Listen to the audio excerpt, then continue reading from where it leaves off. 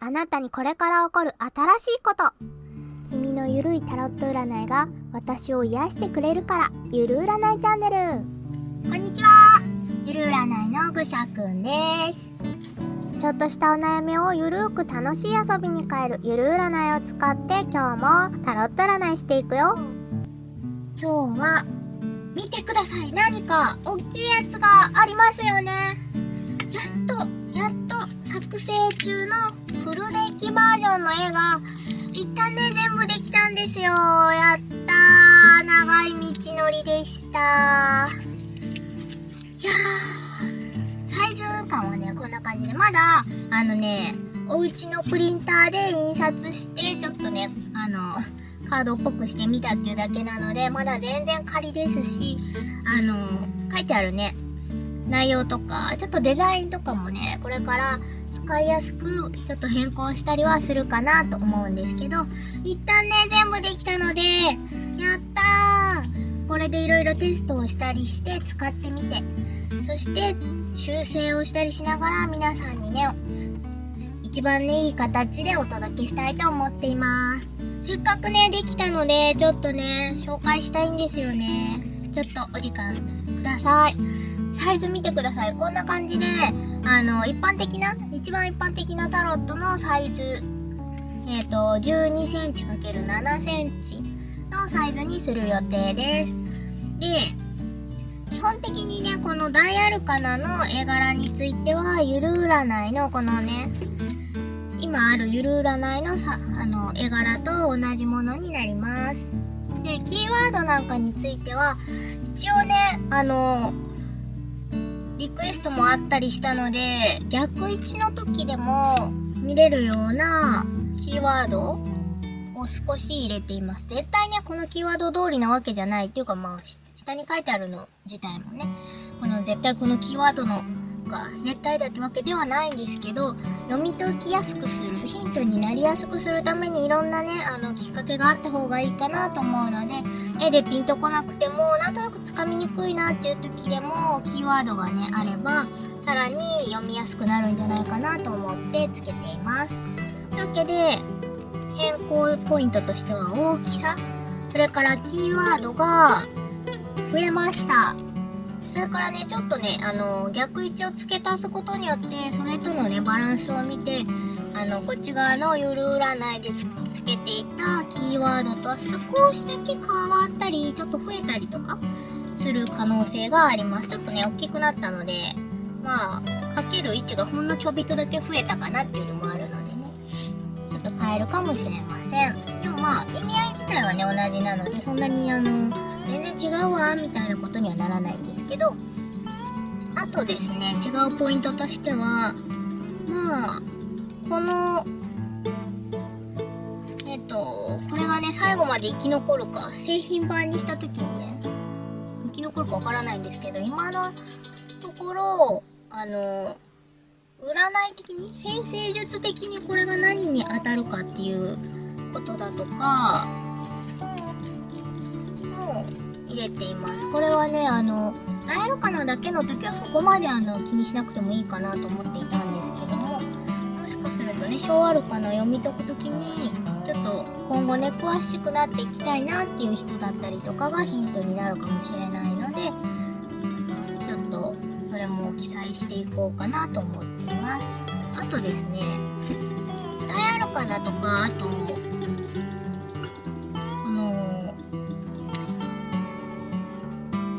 カードっていう人物のカードとかには、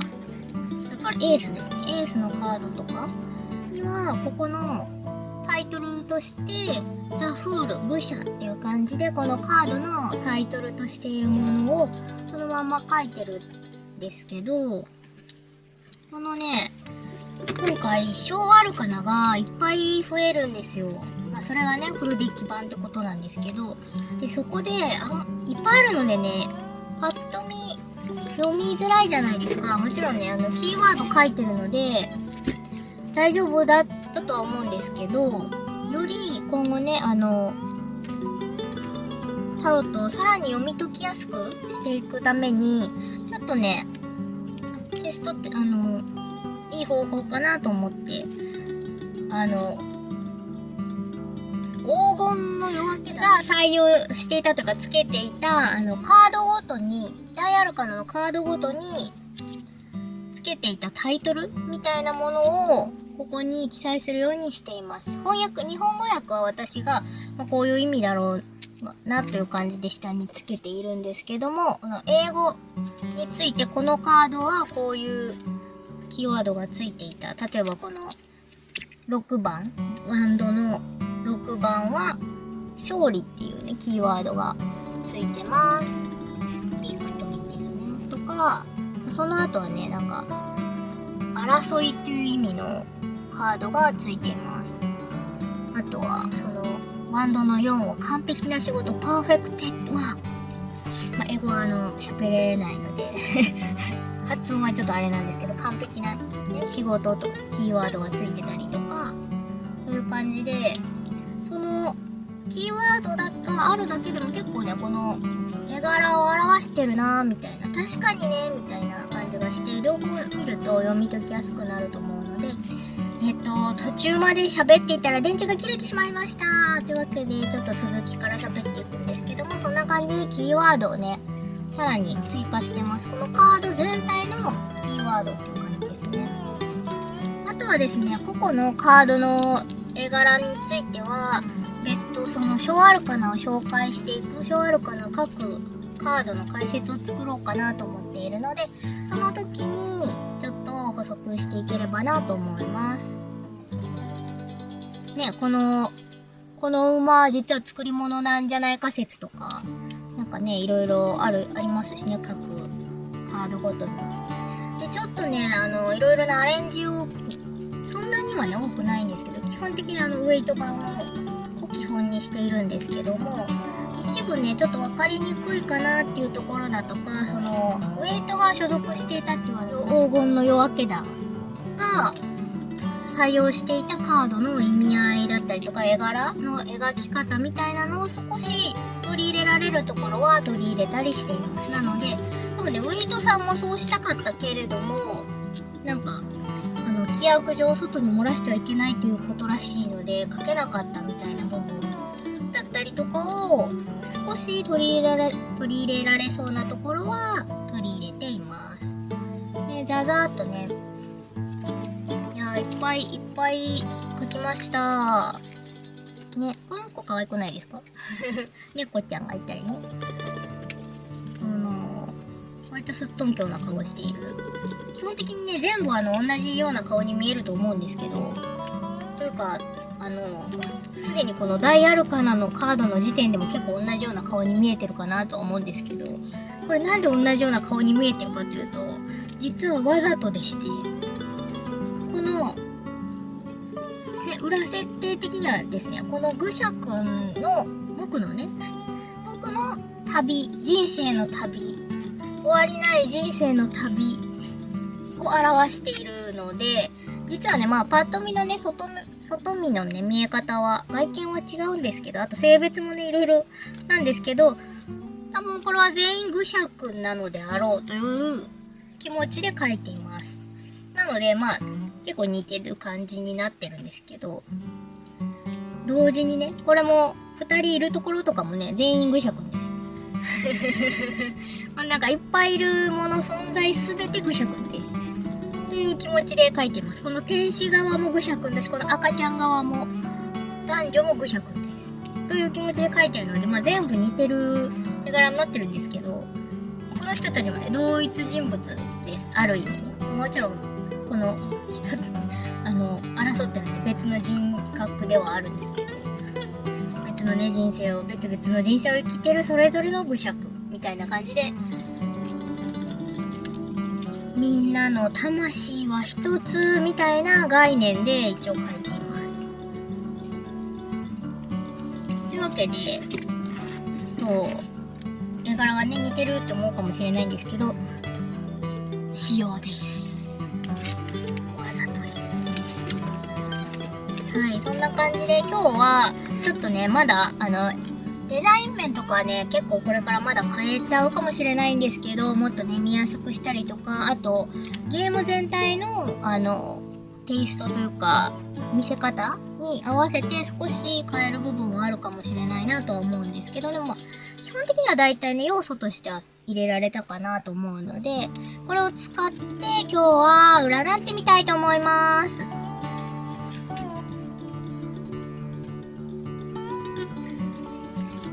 それではちょっと占っていきたいと思うんですけど、今ね完全に揃って順番に揃っているので、これめちゃくちゃ混ぜてきますね。ちょっともっと広い場所を使って思う存分混ぜてから占いを始めたいと思います。じゃあちょっと待っててね。お待たせしました。めっちゃくちゃいっぱい混ぜてきました。これはねもう完全に混ざったと思いますね。なのでこれで占っていきたいと思います。ちなみにこの裏面はまだ仮です。ものすごくね素敵なね今日魔法を感じる、それからゆるくて超可愛い絵柄にする予定なんですけども、まだないのでちょっと仮です。はい、それでは占っていきましょう。今日も3択でねやってみたいと思います。何を占おうかなと思ったんですけど、今日はね選択カードとしてこのねいつもの夜占いのカードを出していきます。なのでピンとしたカードをそれぞれ選んでもらって、それぞれに対しての細かい占いをフルデッキの方のカードを使って読んでいきたいと思います。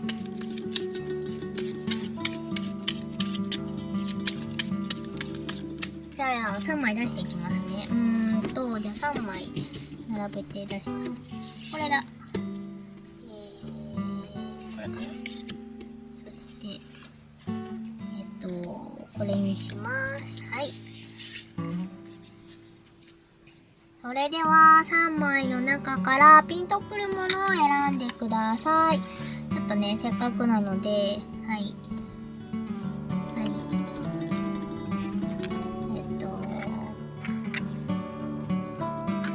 何にしようかな。ペンギンちゃん。はい。ではこの中から選んでみてください。この後1枚ずつ開けていくので、開けた番で選びたいという方はもう少し後の方まで待ってくださいね。はい、いかがでしょうか。それからですね、ぜひねこんな感じでそれぞれねカードの詳細だったりとかも今後アップしていったり、もっとねできていく様子がねどんどん面白いと思いますので、ぜひねチャンネル登録して、それからね公式サイトもあるのでね、そっちから情報をねゲットして、ゆる占いのフルデッキ版をぜひ遊んでみてくださいね。まだ開発中ですけど、ぜひ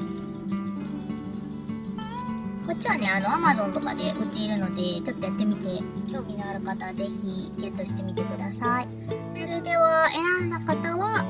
裏面でね選び終わった方はタイムスタンプからそれぞれの選択肢の占いのところまで飛んでください。これはね、で表側から選びたい人に向けてこれからオープンしていきますね。猫ちゃんのやつの表面は世界のカードですね。はい。うさちゃん皇帝のカードが出てます。ペンギンちゃんのカードは恋人たちのカードが出ました。はい。ではそれぞれピンとくるものを選んでください。どうでしょうか。それではそれぞれのタイムスタンプのところに移動していただいたり、どれもねいくつか気になるものがあったら両方見ていただいたり、全部見ていただいても結構です。それではいってらっしゃい。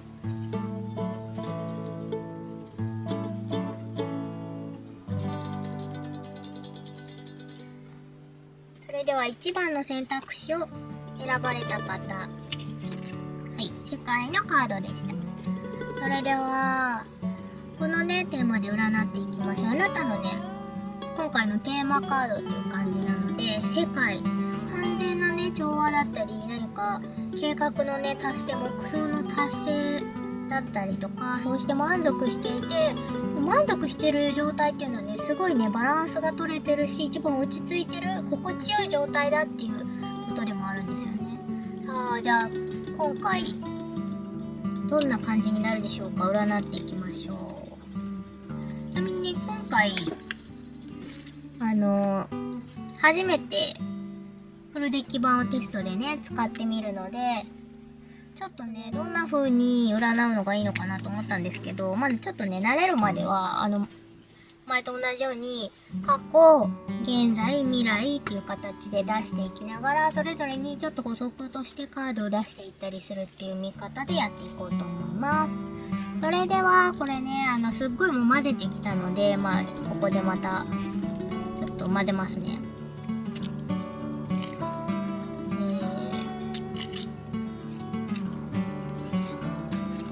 今回ね何について占うかっていうことなんですけど、せっかくのね新しいカードなので、ここからあなたが新しく始めることについて占っていきたいと思います。今新しく始めつつあることでもいいですし、だからね気づいてないけどこれからねあなたが新しいねことを始めていくんじゃないか、こんなことを始めていくんじゃないかっていうねものも見えるかなと思います。これはもしかしてこの混ぜ方とっても場所がいる。ちょっとね思う存分ねちょっと画面外になっちゃうかもしれないんですけど、ちょっと混ぜますね。ちょっと混ぜます。はい、ちょっといっぱい混ぜていきました。揃えていきたいと思います。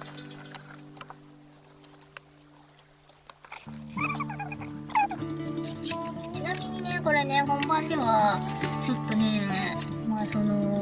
キックスターターっていうクラウドファンディングする予定なんですけど、そこでねたくさんご支援いただけたらですね、横をね金色にしたりとかしたいなって思ってるんですよね。よくないですか？金箔なのかな、金のカードね。そんな感じでじゃあ最後3つに切っ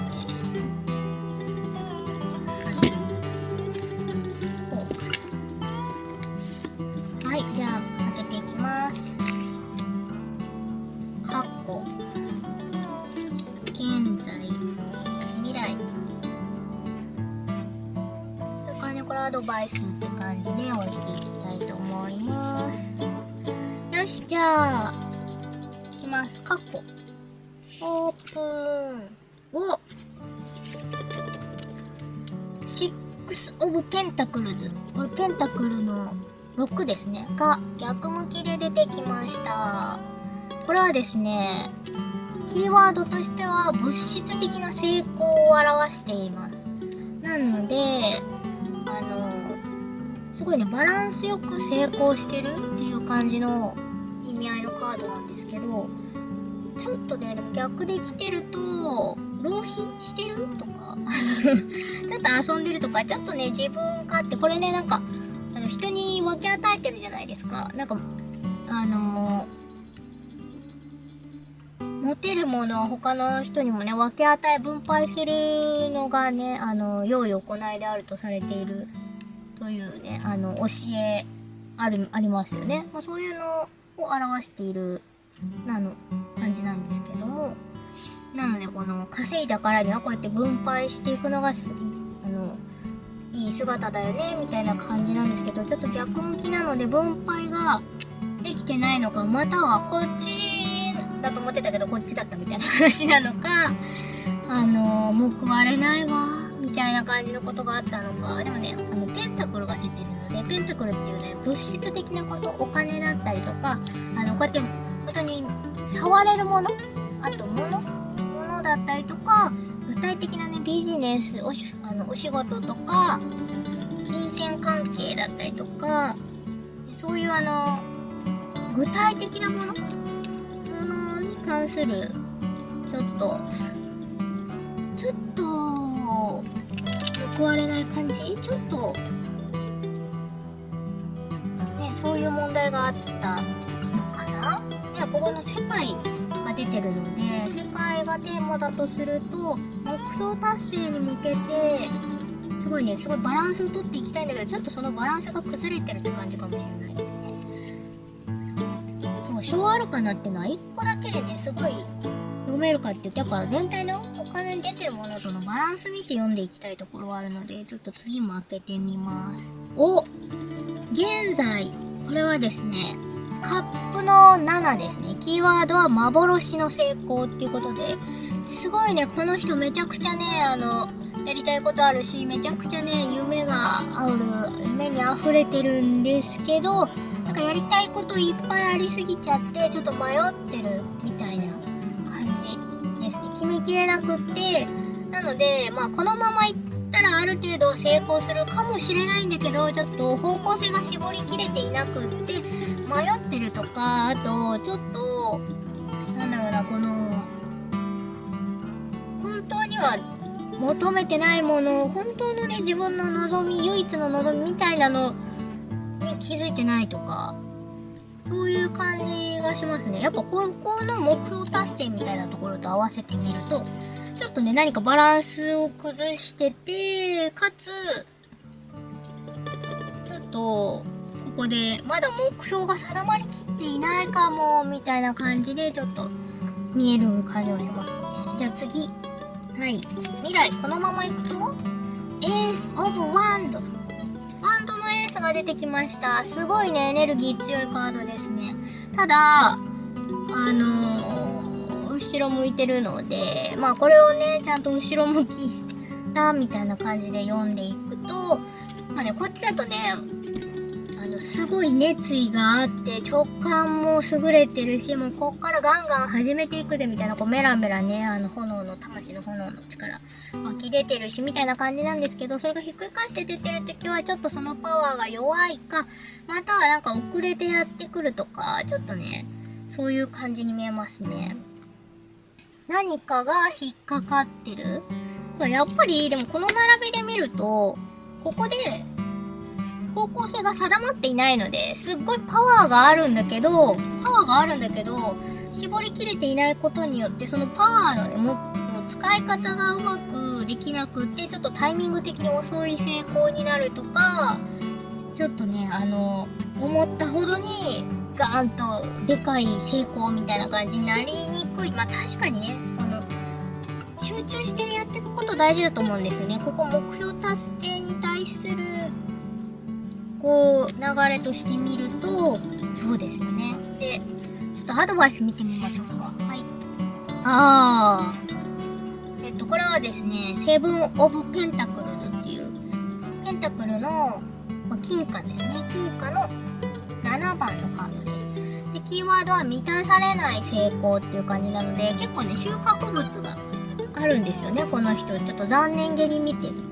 結構ね、成果はあるんだけど、でもなんかちょっとこれよりもっといっぱいあると思ってたのになみたいな感じで、ちょっと不満を覚えているみたいな感じです。なので、見直しが必要だなっていうタイミングですね。やっぱり他のカードと見てみて、ちょっとね、お話を想像してみてもらいたいんですけど、とある人が目標達成したい、心地よいね、穏やかな、しかもパーフェクトにやりたいことがやれていてすごいバランスがいいみたいな状態になりたいと思っているのだが、とりあえずこれまでのところこんな人に分け与えられるほどのちょっとめちゃくちゃ素晴らしい金銭みたいなこともなかったし、またはもらえてなかった方かもしれないし、あげられてなかった方かもしれないし、とにかくこううまく回っていかなかった。ちょっとお金のね、使い方としてあまりうまくなかったと。そして今いろいろね、いろんな計画浮かんでくるし、いろんなね、やりたいこと浮かんでくるし、ヒントみたいなものもいっぱいあるし、でも迷っちゃうな、あれも良さそうだしこれも良さそうだしなみたいな状態であると。ただまだ決めきれてない。これね、いろんなね、夢や希望が書いてあるんですけど、でもね、それがまだ空想の世界みたいな感じで、現実的なね、ところまでまだこれだっていう一つには絞りきれていない、決めきれてないっていう状態で、さらにちょっとそのまま行くとやっぱりねパワーがね分散しちゃって、ちょっとね成功が遅れたりとか、喜びがね来るのがねちょっと遅かったりとか、やっぱね新しいことを始めるのにあたって一気にね全部はできないですよね、なかなか。で、アドバイスとしてはこれが出てきているので、ちょっとね物足りないなみたいなことを感じることになりたくないのであれば、やっぱりねこれをどっか決めてこういう風にしていくしかないと思うんですよね。このパワーをどっか一手に絞ってやる気をみなぎらせていく、想像力だったり熱意だったり直感みたいなのを生かして、もうとにかく進んでいくぜっていう、こういう風にしていくのがいいでしょう。それでこそあなたの求める完全な調和の取れた穏やかで、しかも完璧に美しい目的をね達成した状態っていうのにいけるんじゃないか、そういうことですよね。でこれね見直しっていう意味合いもあるので、今ねちょっと休憩して、ちょっとねこの収穫物が思ったより少なかったなっていうことがあるかもしれないんですけど、ただ今ねちょうどその収穫を終えて見直すタイミングですよっていうことでもあるので、ちょっとね自分が本当にどこに向かっていって、自分の本当のね達成っていうのはどこなのかっていうのを改めて考えるタイミングが来てるよっていうことかなと思います。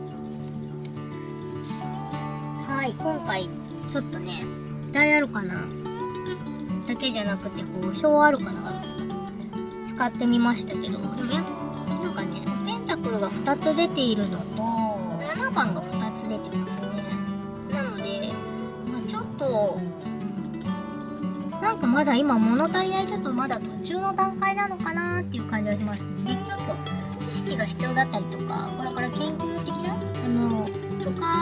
深掘りしていくというか、そういうことも必要なのかなっていう感じがします。よし、というわけでせっかくなのでですね、はい、前回もちょっとやりましたけど、せっかくなので、はい、このおしゃれ迷子の私が君の力で大表示するイメコンゲームを使って、この中のねファッション、ラッキーファッションもね、ラッキーファッションとかつねカラーとかもあるので、ラッキーカラーみたいなの引いて終わりにしたいと思います。じゃあこれね22枚あるのでちょっと引いていきますね。このあなたのラッキーファッション、ラッキーファッション、ラッキーカラーこれだ。アバンギャルド。あなたにはアバンギャルドなファッションがおすすめですね。もうね個性的で時代の最先端を行くようなファッションです。もうギンギラギンでいい。モード系とか、あと黒にシルバーとか金とか、なんかそういうメタリックな感じを入れてみたりとか、蛍光カラーとかね入れてみたりとかもいいですし、ちょっとねラメとか使っていってもいいよみたいな感じの。なるほどね。ちょっともしかしてここでね迷いがちなこの気持ちをね、最先端な見た目から作っていこうぜ最先端にっていうことかな。そうなんじゃないですかね。他にはないデザインとか強さ、重みを感じさせるということで、クールでねモードで大胆な感じのファッション、あと黒、シルバー、金、ワインレッド、紫、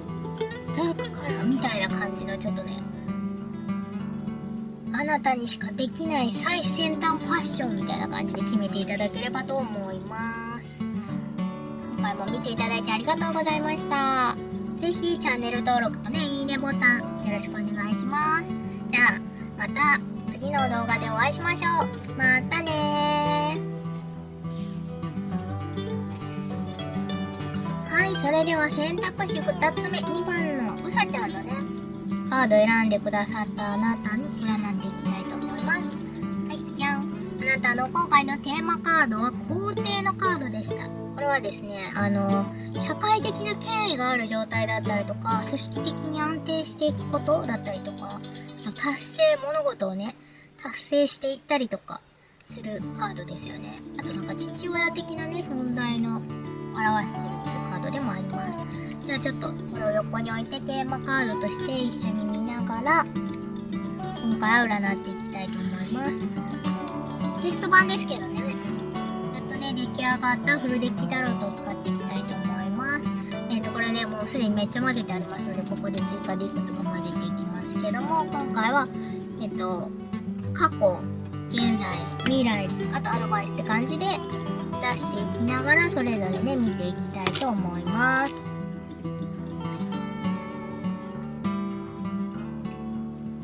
それではねちょっと混ぜますね。ですね、今後もぜひねこのフルデッキ版がねちょっとずつ出来上がっていく様子とか、あといろんなねキーワードの紹介だったりとか読み方の紹介だったりの動画も上げていきたいと思いますので、ぜひフォローして登録してね、このチャンネル登録してお待ちください。それからね公式サイトから情報をね入手していただくその事前情報をゲットしていただいて、クラウドファンディングをぜひ応援していただけると、このフルデッキ版のねカードのね横がね金色になったりとかちょっと豪華になっていったりするので、ぜひクラファンでも応援してください。それでは、こちら最後切って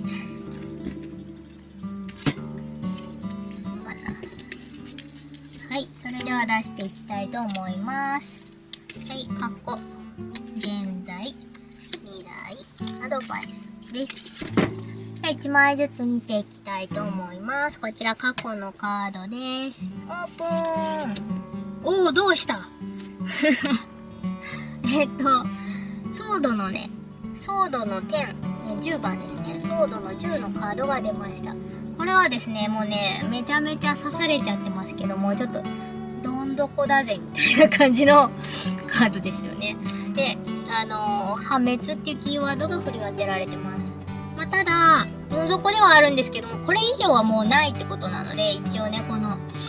ね、後ろの方にうっすらね、朝焼けみたいなのが見えてきてるので、今が、一番辛い状態だったってことで、もうそれをね出しつつある、ちょっとね見えてきたっていうくらいの状態なんじゃないでしょうか。ちなみにね今回のテーマはこれからあなたに起こる新しいこと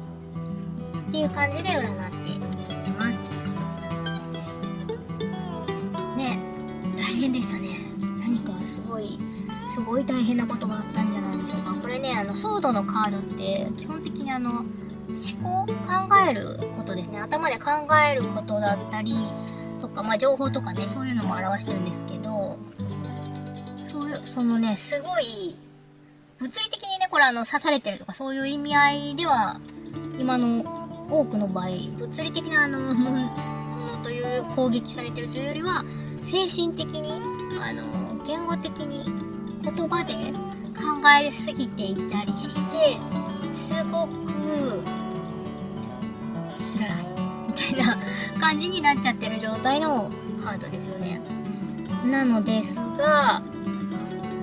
再生の兆しがある。もうこれで終わりますから、最後過去にね出てるので、この辛い状態は終わったとして現在見ましょう。現在オープン。おお、ワンドのエース来た。ワンドのエースはもうねワンドっていうのは火ですけど、火のパワーを表してますけども、想像力だったりとか勇気、冒険、あと熱意、これからやっていくぜみたいな、こういうもうやる気、そういうパワーがもう集まってるっていう、そのパワーそのものを表してるのがワンドのエースのカードなので、なんだかすごい大変で辛いことがあったんだけれども、今結構やる気満ちてきているのではいいじゃないですか。肯定のねカードがキーワードなので、テーマなので、それとね並べてみていくと思うと、やっぱねこのなんか組織的なものだったりとか、しっかりね何か何かを達成しようとしていた状態だったりとか、まあね、しっかり組織を作っていこうだとか、何か目標をね、がっちり達成していきたいぜみたいなところで、すごい大変なことがめっちゃ起きてた。けど、今、やる気復活してきてるってことじゃないですか？そして、未来オープン。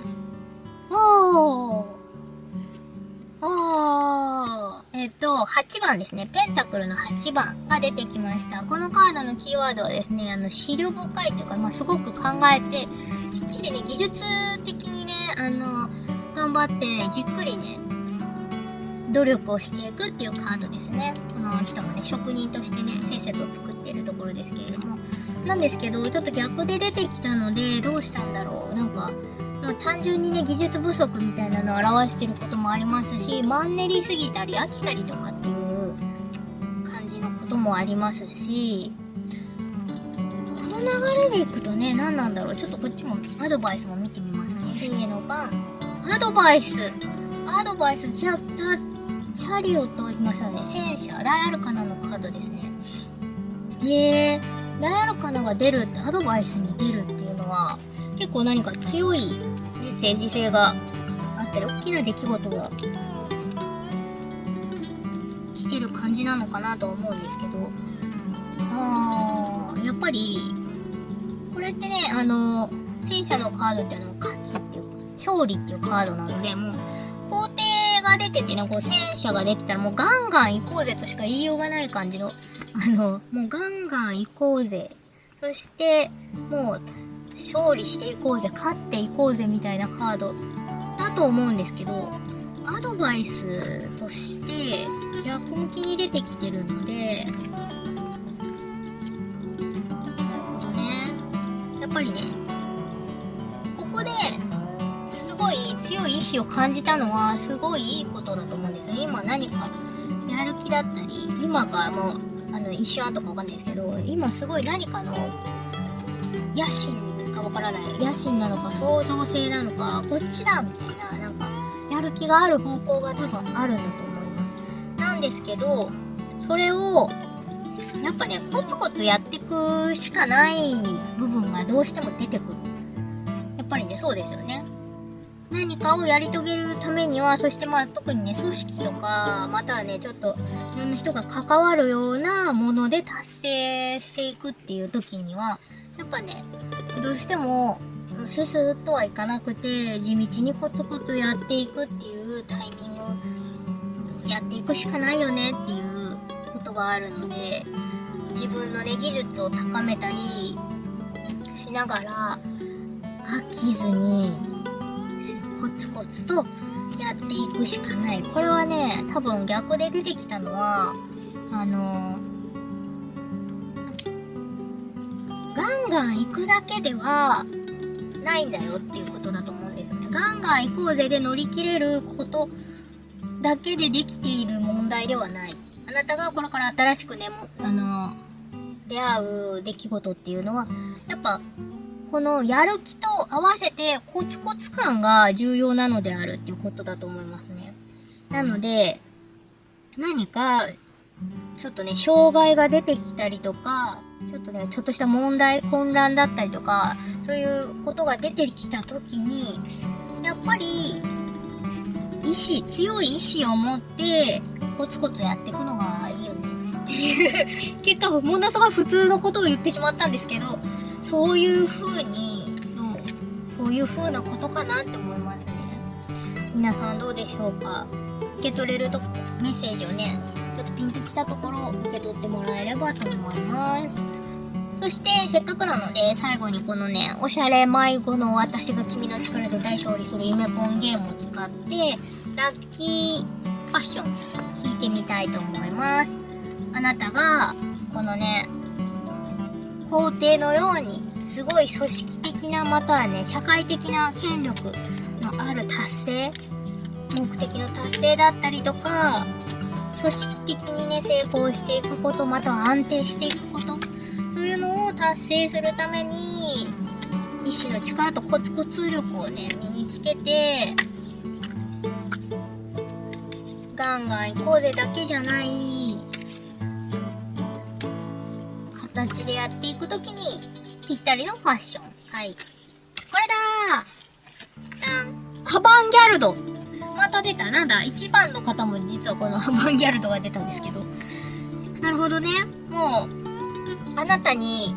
必要なのは個性的でモダンでファッショナブルなファッションです。多分ね、この社会的な性格、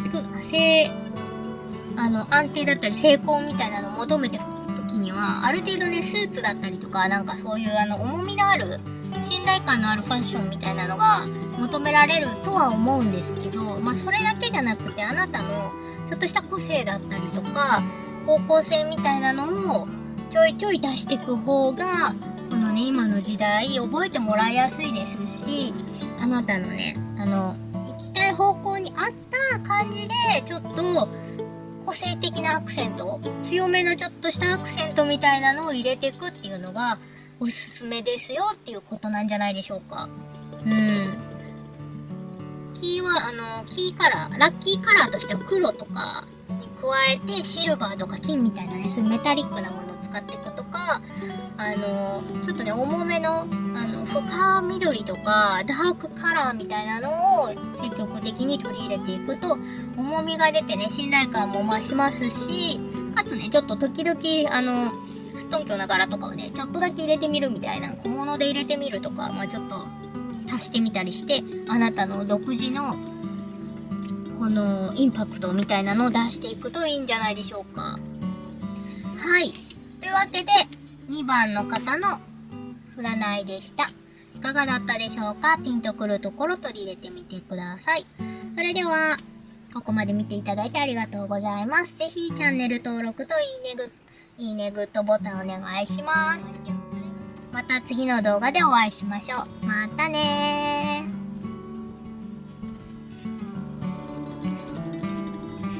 ー。はい、それでは3番目の選択肢の方、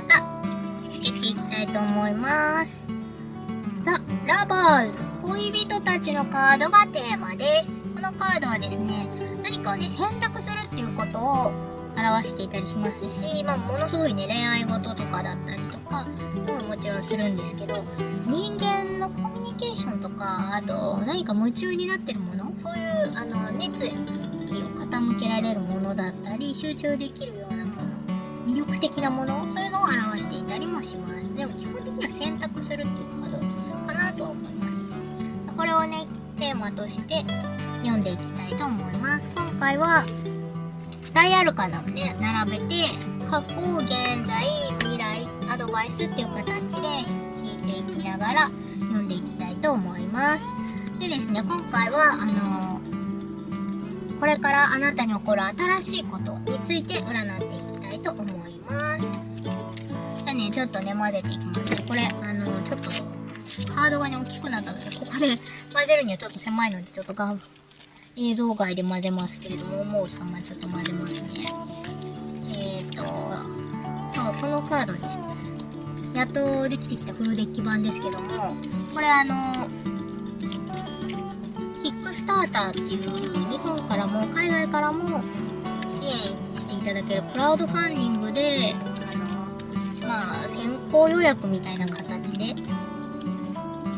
クラウドファンディングをしようと思っています。でですね、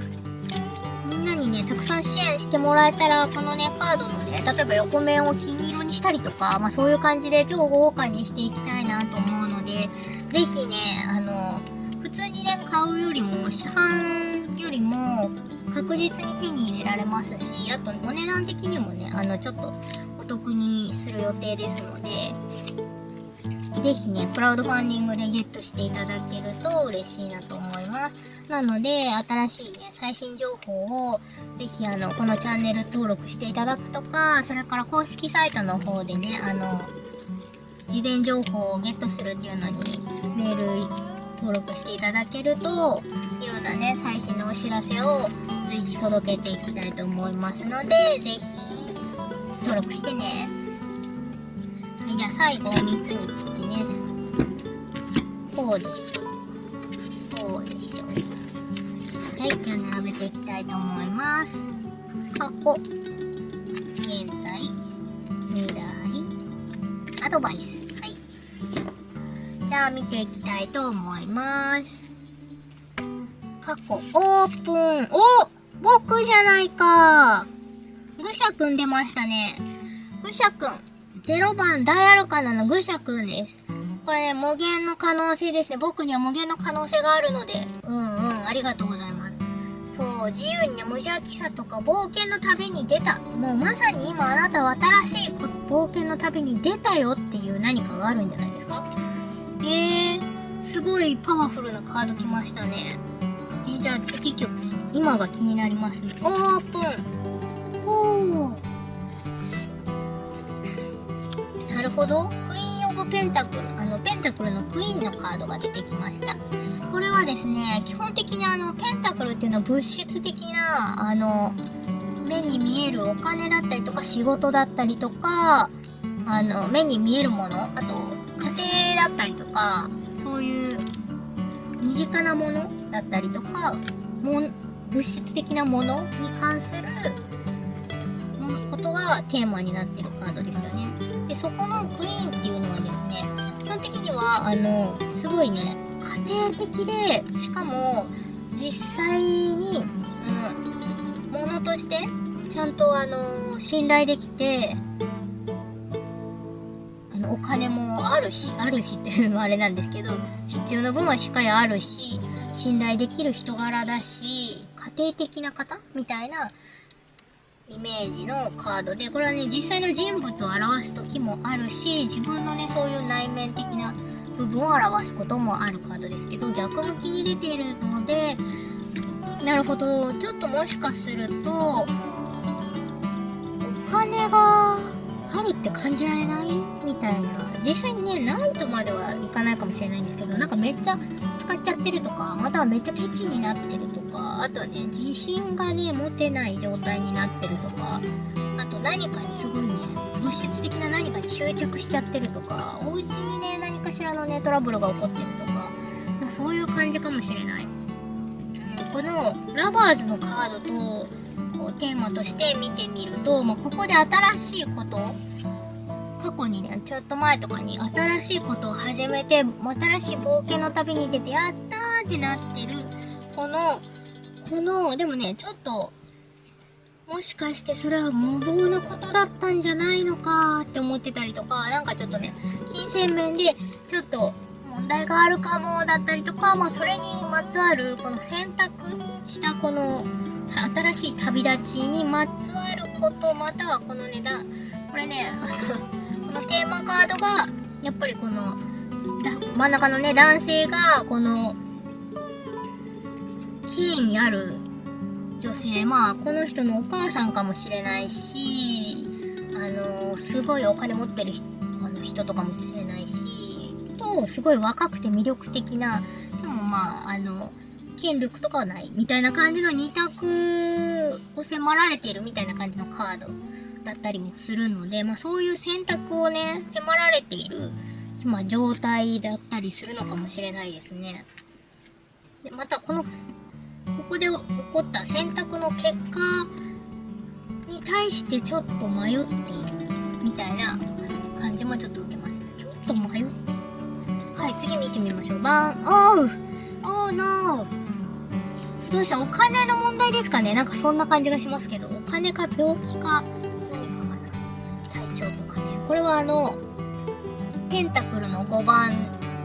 なんですけども、物質的な困難のカードですね。つまりお金のトラブル、金銭的に問題があるとか、ちょっとね、こ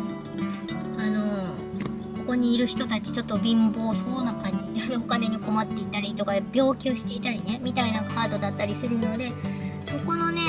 困難さだったりとか不安な感じ、そういうのがすごい強く出てる感じがします。何かちょっともしかして無計画に進めてしまった、すごいね、明るい感じの感じで進んできたのに、ちょっと不安になってるみたいな、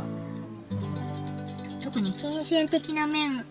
が少なくとも物質的な面で、あとは体調がとか、そういう感じでちょっと非常に不安になってきているみたいな感じ。アドバイスちょっと見てみましょうね。アドバイス、スリーオブカップス、豊かさのカードですね。豊かさのカードが、逆で出てきてます。逆向きであっても素晴らしいカードなんで、豊かさのカード。しかもね、カップのカードっていうのは金銭的な豊かさというよりは精神的な、こういう分かち合える仲間がいて、収穫物もねめっちゃあって満たされてるわみたいな感じの気持ちのカードなんですけど、そこで逆に出てきてるのがアドバイスっていうのは、これもね結構別に逆でも結構いいカードではあるので、結局仲良くしようよみたいなカードかもしれないですね。ここね、ここにも3人人がいるじゃないですか。ここに3人人がいて、ここにも3人人がいますよね。で、1人はね、なんか髪長く、1人は髪短くみたいな人たちが踊って仲良く、本当はねこうやって仲良くしてるよっていうカードなので、実はここで選んだと思ってたものが選ばないで仲良くした方が良かったってカードですかね。なんかそんな風にも見えてきますね。これちょっと気になりますよね。ちょっとねこれ仲良くした方がいいっていう風に見えてきた気がするんですけど、もう1枚だけちょっと引いてみましょうか。気になりますもんね。ちょっと広げて引いてみますね。これのどういう意味、ちょっと未来に対するアドバイスを見てもらってください。これでしょ。はい、バーン。お、ペンタクル、すごいペンタクル結構いっぱい出ますね。ペンタクルのカード、ペンタクルのページのカードですね。なんかこれはペンタクルのページって勉強したりとか、あとちゃんと努力家みたいな感じのカードなんですよね。で、物質的な成長みたいな意味合いもあるので、結構ねコツコツやっていく、ちゃんと勉強しながら学びながら信用とね信頼感とか責任感を得ながらやっていくみたいなカードなので、何か多分学んだことがいいことがあるのかもしれないですね。またそういうヒントがあるのかな。何かここで選んだ、そうですね、なんかここで選んだことを、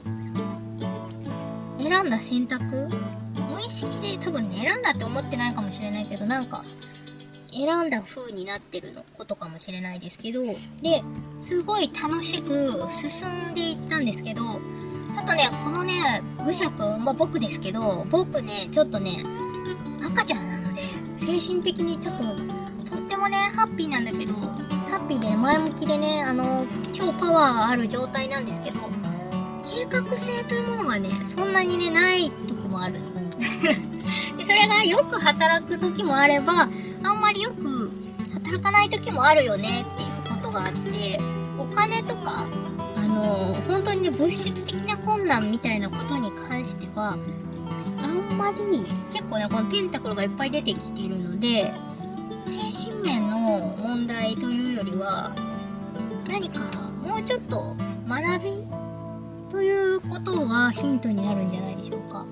金銭面について学ぶのか、この問題だったりこの選択したことについてのより深い実際的な実際に使える知識みたいなのを深めていく、また実行力をつけていくみたいなところを始めていくことが、これをちょっと不安感だったりとか金銭的な問題をちょっとね解決していくヒントなのではないでしょうかね。ここでこのね仲間たちとワイワイやってるみたいなのも、このね喜びがちょっと遅れてやってくるみたいな風にも読めますし、ちょっとね遠くに物理的にこういうワイワイできないような遠くに行くみたいな意味合いもあるんですけど、一応結果ちょっとタイミング的には遅れるかもしれないけど達成する、あと喜び、こういう仲良しのみんなではお疲れ様みたいな、イエーイみたいな、こういうワイワイしたりするタイミングがやってくる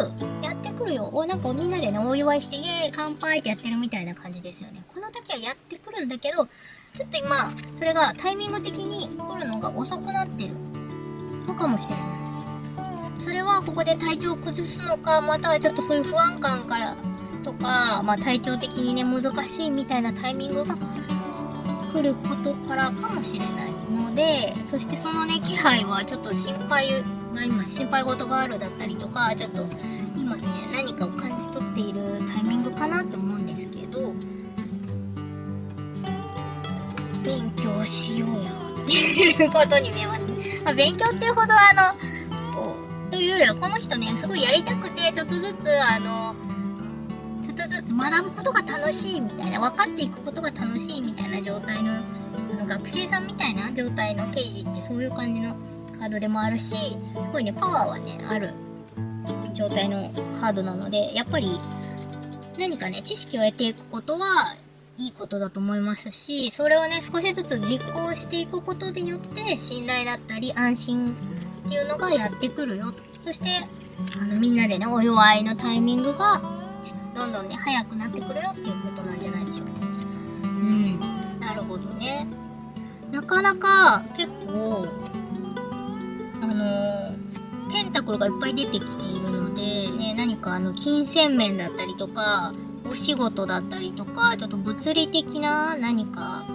こと健康面だったりとか、そういうところにもちょっと注意しながらね新しい学びだったりとか